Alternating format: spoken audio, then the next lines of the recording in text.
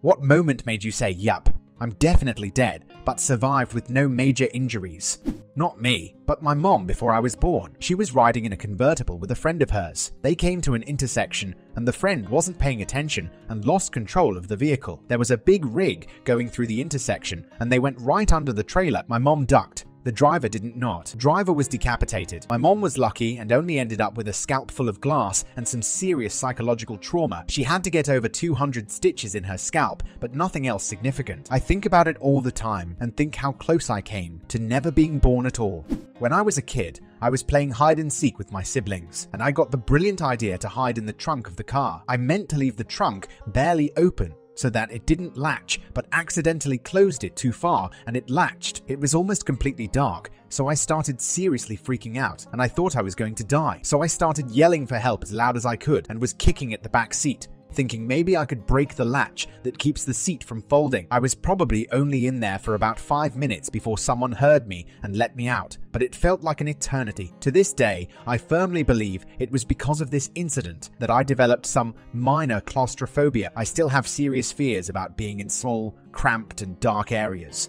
I had an idiot friend and we were hiking. We got to this waterfall and he goes, "Dude, let's climb it." I said, "No f***ing way." He says, "Well, I'm gonna do it, and if I fall and die, it's on you for not coming." So I climbed it with him, got stuck halfway up on a slick-ass rock, pinched a nerve in my shoulder, so my right arm was useless. I thought I was certain to slip off the rock to my doom, but we managed to get me unstuck. That was the beginning of the end for that friendship. I was a senior in high school, and the student club I was in organized an unofficial beach trip towards the end of the year. No teachers or official permission, leaving me and a few other seniors in charge of supervising everything. After a couple hours worth of fun, one of the other students came running up to me and said that 3 of the younger members of the club had been swept out by a riptide and couldn't get back towards the shore. Me and 2 other of the older students, all experienced swimmers, immediately went to go help them. My friends got 2 of the 3 kids in trouble and started guiding them parallel to the shore to get them out of the current. But the guy I went for was panicking, barely staying above the water, and started dragging me down with him almost immediately. I yelled for people to get a lifeguard and tried to keep both of us afloat, but after a few minutes, maybe 5, maybe 10, it felt like forever. I was getting exhausted, having trouble keeping both of us above the water, and I couldn't see anyone coming to the rescue. I started getting big mouthfuls of water, and my leg muscles were starting to cramp up, and I remember thinking, holy shit, I might actually die right here, right now, as the current started pulling us further and further away from where everyone was. Thankfully, for everyone involved, one of the students on the beach had flagged down a couple of surfers who made their way out to where we were as quickly as they could and hauled first the younger student and then me onto the front of their boards and took us back to shore. I'll always be thankful and appreciative for those strangers who put themselves in the dangerous position of rescuing 2 drowning swimmers. I survived a car crash that wrecked my car, rolled twice, landed upside down, learned the hard way that I didn't have airbags, or at least they didn't deploy. Did have my seatbelt on though, that probably saved me. Paramedics said he hadn't seen a wreckage like that, and have it end well, not even a hairline fracture. Parachute deployed but failed to open. That was one of those moments. Then training kicked in. Cutaway failed chute. Deploy secondary. But for a brief moment, life was about to be over in my mind.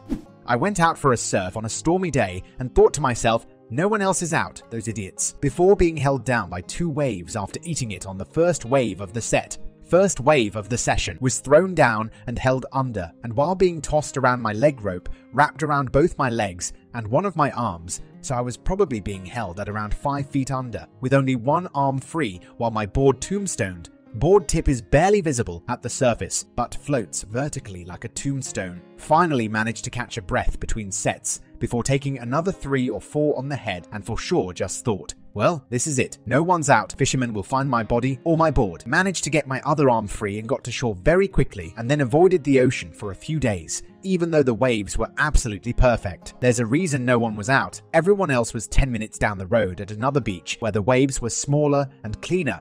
Tire popped, going over a 2-lane road with steep drops on both sides. My car jerked to the side hard, and my car went sideways. Half my car hung over the side, and luckily it's low, so it bottomed out. I climbed into the back seat and jumped out the back door. Some dude in a truck pulled me out, and I drove on a flat to the other side and swapped my tire out. One of my most surreal experiences of my life, I had a lot of weird ones around this time, was riding my bike on the sidewalk next to an extremely busy road at night. I hit something on the sidewalk, I don't know what, and tumbled sideways into the street. As I fell, I saw the road light up from headlights from a car behind me. And when I hit the asphalt, I just laid there because I knew I couldn't get out of the way in time. After a second or so, I wasn't dead, so I looked around and the street was empty. It wasn't empty when I fell. There were cars going in both directions. That was 20 plus years ago, and I'm still not entirely convinced that I didn't die. It's possible that I imagined the headlights. But that road is never empty like it was. It's a major street in a major city. It always has cars on it. Even at 3 a.m. It was the first of many experiences that lead me down a path of questioning the nature of reality. Boyfriend finally woke me up shortly after we had fallen asleep in a small upstairs bedroom that had a smoldering fire. After we collapsed on the floor and couldn't find the door that was not even 5 feet away, we kept hitting walls and corners and started to not comprehend anything. After feeling like I was baking in an oven, I laid my head down on the floor, thinking I'd never see my son again and how sad it was to die. It felt like eternity and felt very lonely. My boyfriend somehow found his phone on the floor, called 911. Fire department showed up in what felt like 2 seconds, but couldn't break down the front door. They shined the flashlight up to window so he could kick out the AC unit, which he did. They finally came upstairs and we crawled to them, and they took us straight to the burn unit since they didn't know what shape we were in. I'm pretty sure the entire hospital toured through our room since they've never seen anyone make it out and look the way we did. Went whitewater rafting on the Gauley River, and my raft flipped on Pillow Rock, one of the most famous Class 5 rapids. Scariest moment of my life, but other than unexpectedly swallowing some water and almost vomiting, I came out completely unharmed. I ate one of those Brax oval-shaped hard candies, think they were called sparklets, at home alone when I was 6, got stuck in my throat. I stood there in shock for a few seconds as I started to realize I couldn't breathe. I ran crazily around the room and ended up colliding hard into the back of the couch, which caused the candy to go flying out. Best accidental Heimlich ever.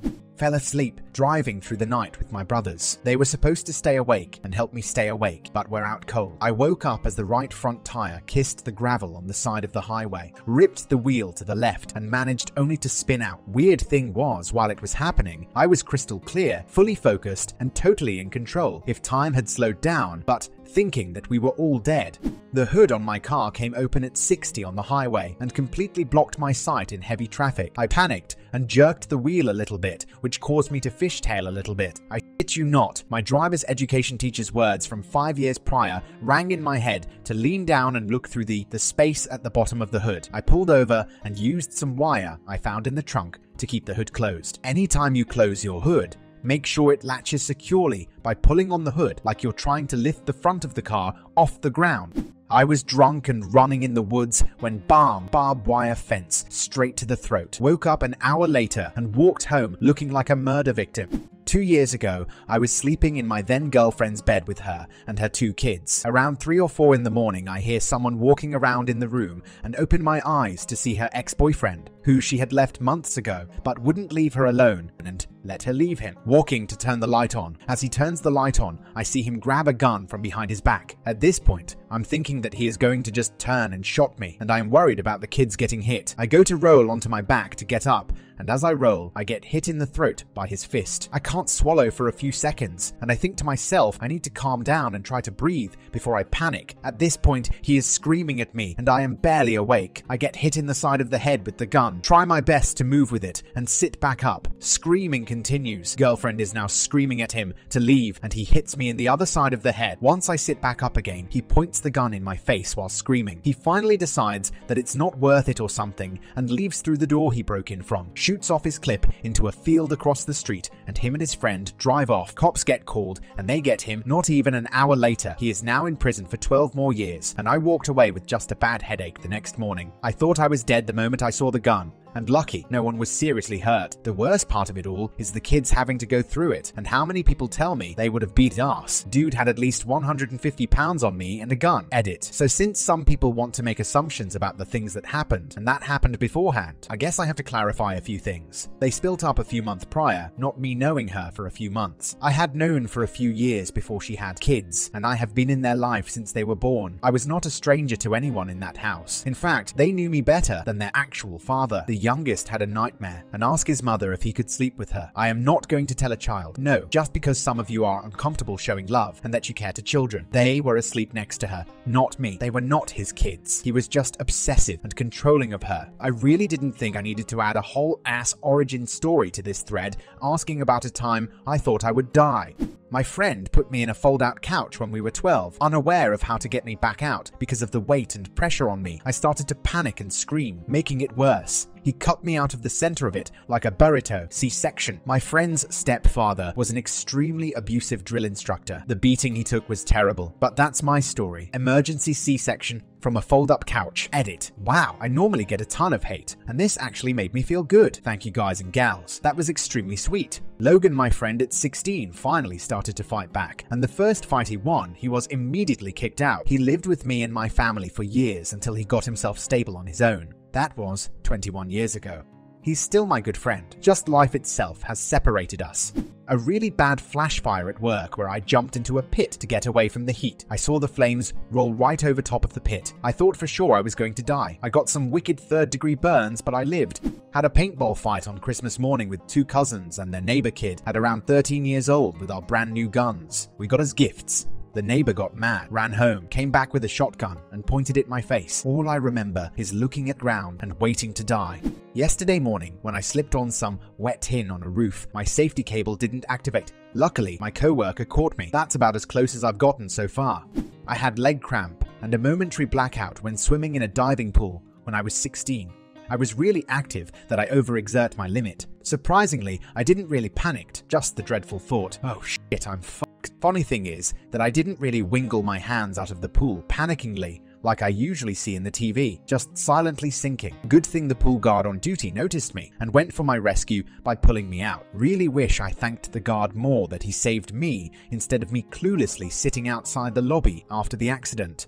My friend and I just spent a few days at a beach. My friend just got her P-plates. She was super excited, so she wanted to drive us home. This was one of her first times driving alone. Being 17, we didn't really see an issue. I rang my dad beforehand and told him I was getting a lift. He said, I don't think you should do that. I can come pick you up. I can drive some of the girls home too. I think you guys should wait until she's had more experience. Of course, being 17, thinking I knew everything, I said it was fine and I was hopping in her car. We were on our way home, playing music and chatting. There were 5 17-year-olds in this car. I was sitting behind the driver's seat. My friend pulls out onto a 2-1 expressway from a country road like an intersection. We notice she's turned the wrong way and tell her to make a U-turn. She pulls to the side and decides to go for it through 2 lanes. She didn't check her mirrors properly and a large truck was coming up behind us. My friend got frightened and put her foot on the brake in the middle of both lanes. We were all screaming at her to keep driving, but she was frozen. I remember it was like slow motion. The exchanged looks haunt me, to be honest. We could hear the truck horn blaring at us. I looked out my window to the truck driving toward us. I locked eyes with the truck driver. Luckily, the truck stopped about 5 meters away from us. She pulled away and was really upset. The car was silent the entire way back. It was honestly the scariest moment. I am from a really small town, and I think losing 5 people at once would really rock it. Seeing my friends' faces in that moment, it was actually horrific. I did have a moment of okay, here comes the truck. It was oddly peaceful. After that day, I have a real understanding that I'm mortal and can go at any minute. Oh, and to trust my dad.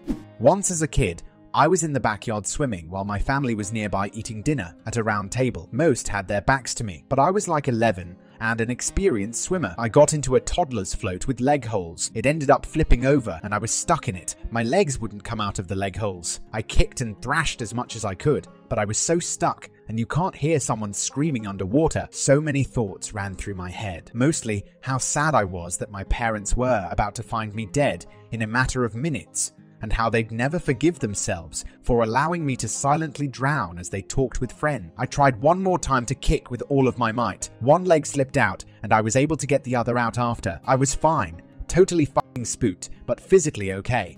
In one of my first solo flights, when Cessna's pilot doctor door opened during a turn and my belt was the only thing between my arse and the ground 2,000 feet away. I was running down a hill after rain when I was a kid, about 8, and slipped and fell. I jarred my spine pretty bad and couldn't move my arms or legs. I couldn't speak. All I could do was suck in air, whilst making some pretty horrific noises in the process. No idea why nobody called an ambulance. Honestly, one of the most terrifying hours of my life, though I cannot explain how happy I was when my limbs started working again. Also, when I was about 23, there's an ocean pool near where I live, man-made, and during big seas, it basically turns into a vortex of hell. Some friends and I went down there and arrived when it looked fairly placid. We jumped straight in and paddled around as you do. Then the next set of waves started coming in. On the ocean side of the pool, the waves were trying to suck us back out to sea. On the cliffside, it was trying to turn us into mincemeat. I got halfway across the pool when I realized a friend of mine with no experience with ocean swimming was struggling, so went over to help. I made him swim to the middle of the pool with me to wait for the set to pass, and we managed to get out once it calmed down again. There were some bruises and cuts, but way better than the alternative. Edit. To those asking, an ocean pool is a pool next to the ocean and filled with seawater. Think rock pool, but bigger and less natural. This is kind of similar to the pool in question, but not maintained like this one. Think no ladder or stairs to get in. A lot more seaweed and sharp barnacles. In theory, it's a great way to swim in the ocean without actually swimming in the ocean, to avoid sharks and other fun things trying to kill you. In practice, after big seas, sharks get washed in fairly often. You don't know. That's the fun part. When I accidentally got drugged at a party because I drank the drink of a female friend, I left for home on my own and fell from my bike 5 times and landed in the bushes next to the road. I threw up everything I had inside me and was so disoriented that I couldn't get up anymore. I slept through the night in the bushes while it was 13 degrees Celsius out and had multiple occasions where I thought I would die. Called emergency numbers multiple times, but they wouldn't come, and eventually got picked up by a taxi chauffeur that brought me home after laying in a wet bush for 8 hours. I couldn't leave my bed for 3 days after that. Only thing I'm happy about in that experience is that the female friend didn't drink it and got home safely. I own a 65 Classic Mustang, which I enjoy driving anywhere it can go. I once took it up a large mountain with a group of friends. The roads weren't steep or especially dangerous, but there was danger present because of how high it was. We made it up the mountain with no issues and stopped at Bear at the top, where my friends got plastered. I didn't drink because I was the designated driver. Before I continue, I need to clarify that the brakes on a stock classic Mustang from the 60s era need to be primed before use. Basically, you have to hit the brakes twice before they work. On the trip down, the brakes cut out and stopped working. I primed the brakes over and over, but they didn't engage. The parking brake hadn't been working the past month and was going to be replaced that Monday. I soon lost control of the car and we started to barrel down the road. We turned a shallow right corner and saw a long road that ended with a sharp turn. At that moment, I thought I was going to die and take my friends with me. I had no clue they were plastered in the back. Luckily, the brakes re-engaged halfway down the road and we managed to turn the corner. It has been 4 months and I haven't touched that car. To this day, my friends have no clue what almost happened. On an airplane with my dad on our way home to Britain from Florida when I was 14, we flew through Hurricane Katrina. Like literally flew through the thing. It was nothing like any turbulence I've ever experienced in my life. I felt like the ball bearing in a can of spray paint. During the experience, me and my dad looked at each other for a second in a way that meant we're fucked. But it's been good. Absolutely terrifying and pretty damn relieving after it was over. Edit. Thanks for the silver kind strangers. I don't know what it means, but cheers all the same.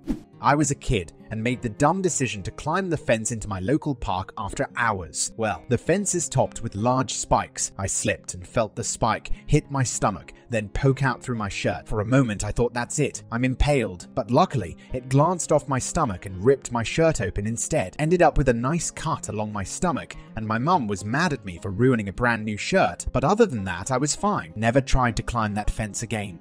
It has nothing to do with injuries, but I think it pertains to this post. At that point it was too late. There was no going back. My girlfriend at the time was in the other room. I had no idea if she was going to come back in time. I knew I was going to overdose. All of those thoughts happened in a matter of 2 seconds. Then in the blink of an eye, I am in the hospital with an IV in me with doctors standing over me. Luckily, as my girlfriend told me later, she came back in the room and I was light blue and cold to the touch. She called 911 and a fire truck had luckily been around the corner. They picked me up. She told me that I had flatline and they had to shoot me with Narcan to bring me back. I am grateful to say that I am 2 years sober as of last month. I don't remember this. I was about 3, but my mom and my aunt must have thought I was dead. I had a lot of run-ins with near death as a little unsupervised weirdo. This is not where I expected it though. My first encounter was when we were getting ready for the beach that day, and I stuck my head through the bars of our balcony on the 7th-ish floor of the hotel. Adults saw me and snatched my arse up before I could fall to my death. Later, we are at the beach, Mao's chillin' under the umbrella. I'm with my aunt by the ocean. She holds my little hand, and we're walking deeper. We turn around cause my mom was yelling. I'm being held now in my aunt's arms, and my mom is like wave. Aunt turns around, and the wave was bigger than her, probably about 7-ish feet. She hates herself for her next action, to this very day. First, I'll tell you what the smart thing to do was. The smart thing to do is hold the child closely to your chest to keep them safe. What did my aunt do? Well,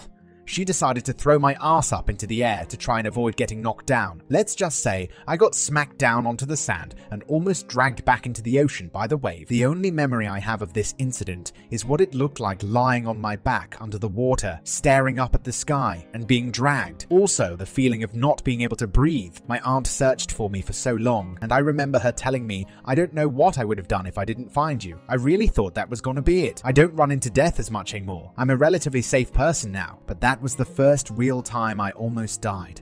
Thank you for watching. Hope you enjoyed this video. Don't forget to subscribe.